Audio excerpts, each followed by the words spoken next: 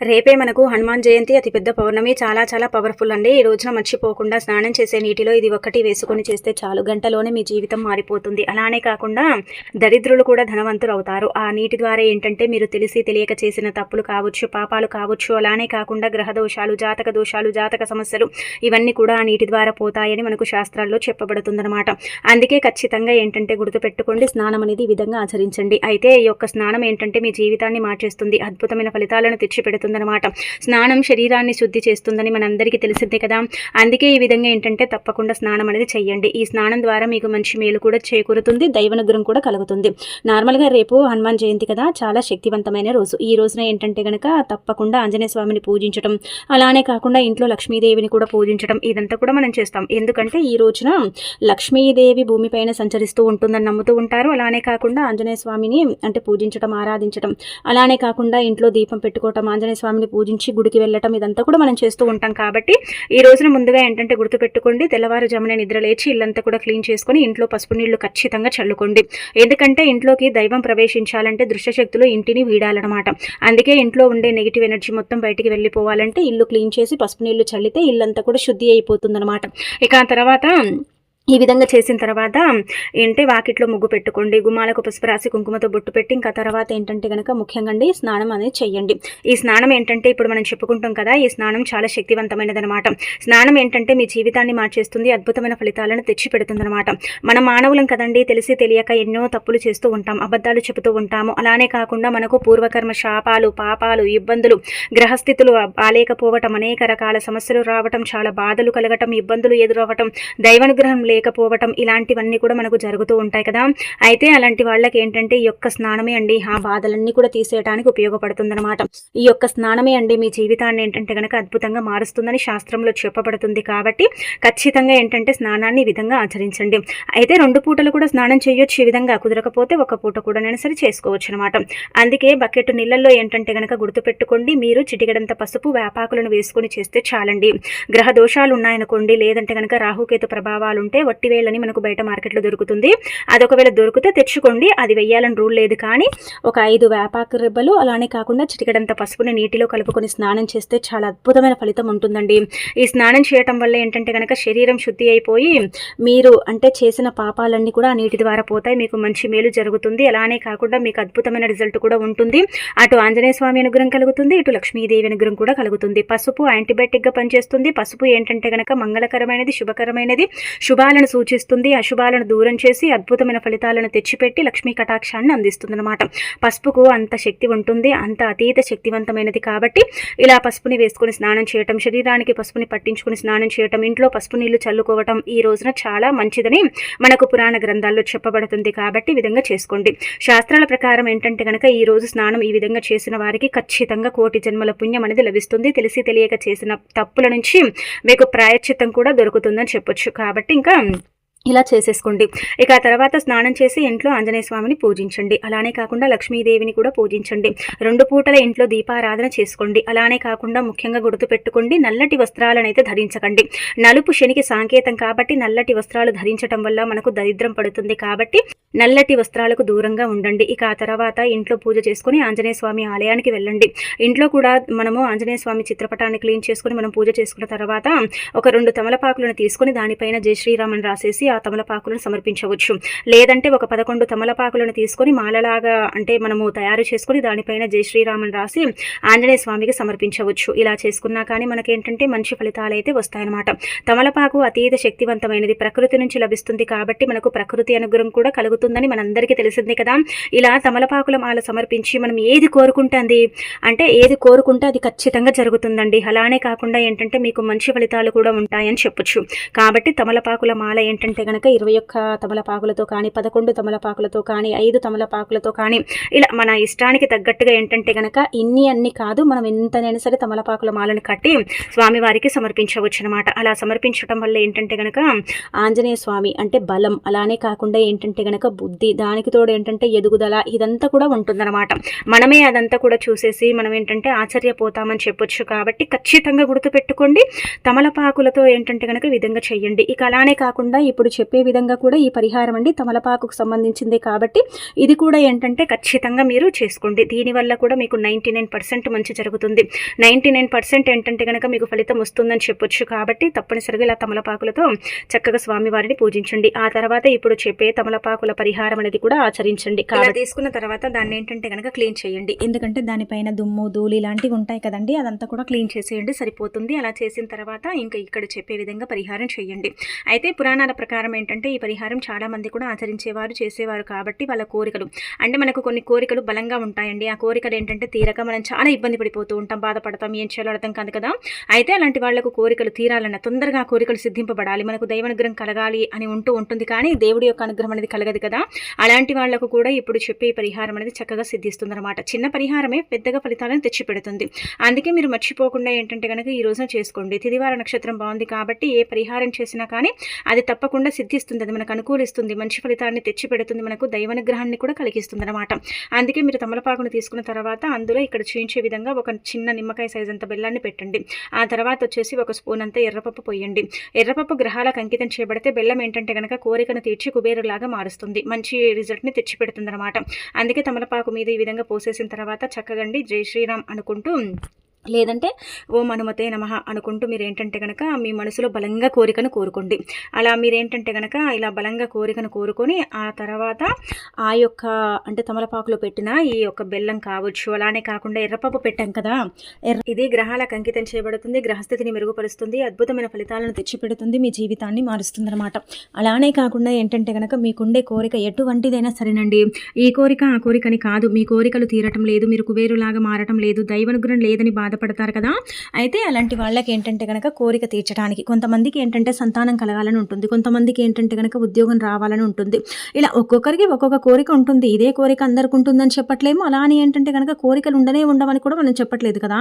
మీ కోరిక ఏదైతే ఉంటుందో ఆ కోరిక ఖచ్చితంగా చెప్పుకోండి. ఇది చేతిలో పట్టుకొని ఈ పప్పు బెల్లం ఏంటంటే కనుక చేతిలో పట్టుకోండి, తమలపాకులో పెట్టండి, పెట్టి పట్టుకొని ఇంకా సంకల్పం చెప్పిన తర్వాత కాసేపు పూజ గదిలో పెట్టి ఆ తర్వాత ఏంటంటే కనుక నమస్కారం చేసుకున్న తర్వాత దగ్గరలో ఉండే ఆవుకు తినిపించవచ్చు. ఒకవేళ ఆవులు దగ్గరలో లేవనుకుంటే కనుక దాన్ని తీసుకెళ్లి రావి చుట్టుముదట్లో పెట్టేసి నమస్కారం చేసుకొని వెనక్కి తిరిగి చూడకుండా వచ్చేసినా సరిపోతుందన్నమాట.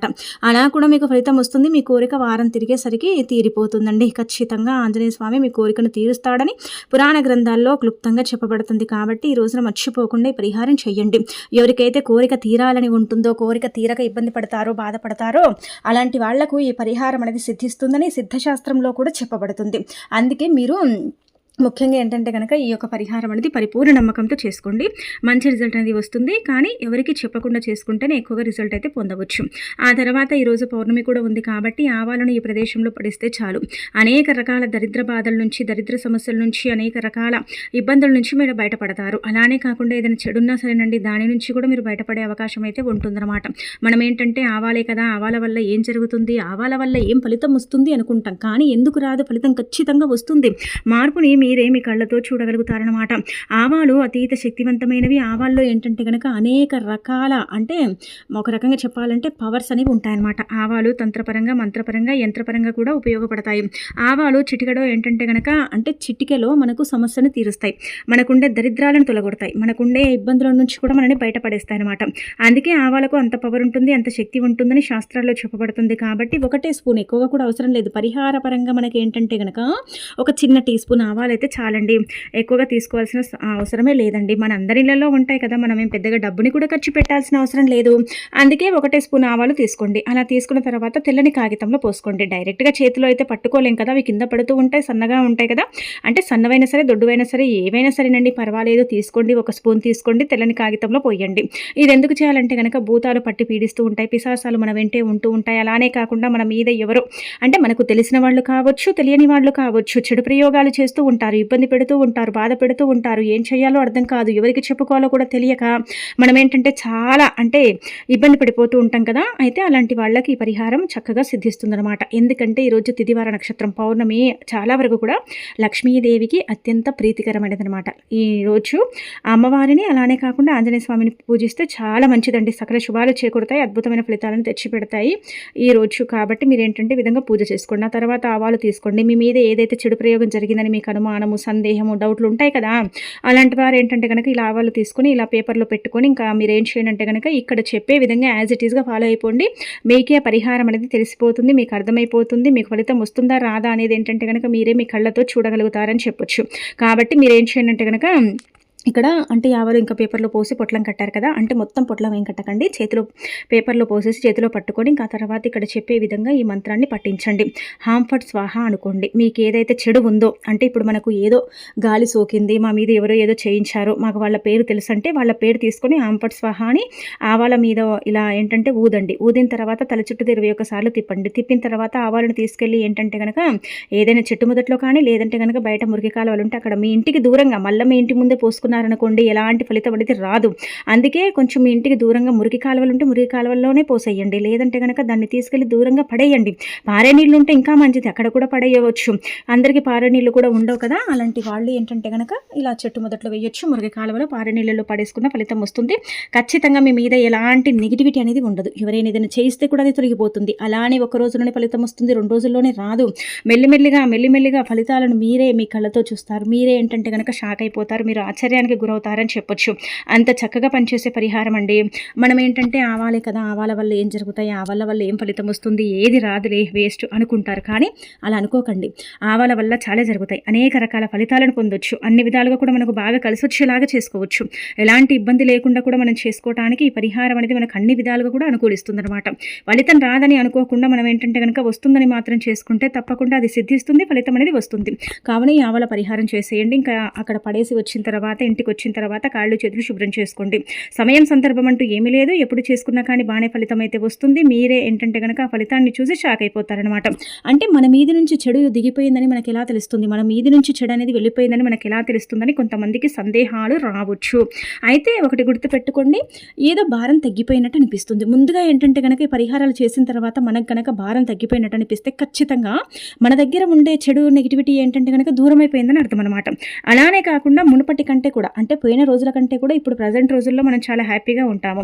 కొంచెం ఏంటంటే కనుక కొంచెం ఆలోచించడం ఇలాంటివి మనం చేస్తూ ఉంటాం.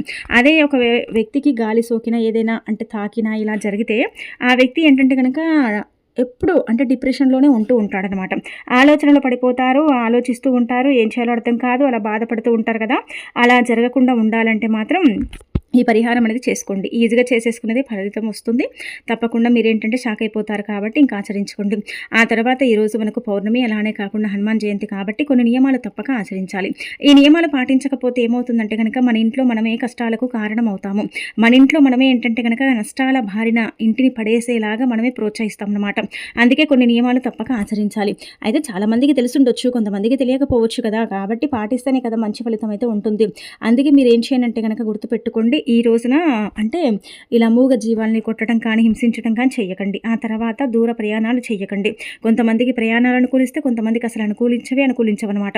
ఆ ప్రయాణాల వల్ల కూడా ఏంటంటే ఇబ్బంది కలుగుతుంది, బాధ కలుగుతుంది, చాలా వరకు కూడా నష్టాలు ఇలాంటి సమస్యలనే ఉంటూ ఉంటాయన్నమాట. అలా జరగకుండా ఉండాలంటే ప్రయాణాలు చేయకపోవడం బెటర్ అని చెప్పొచ్చు.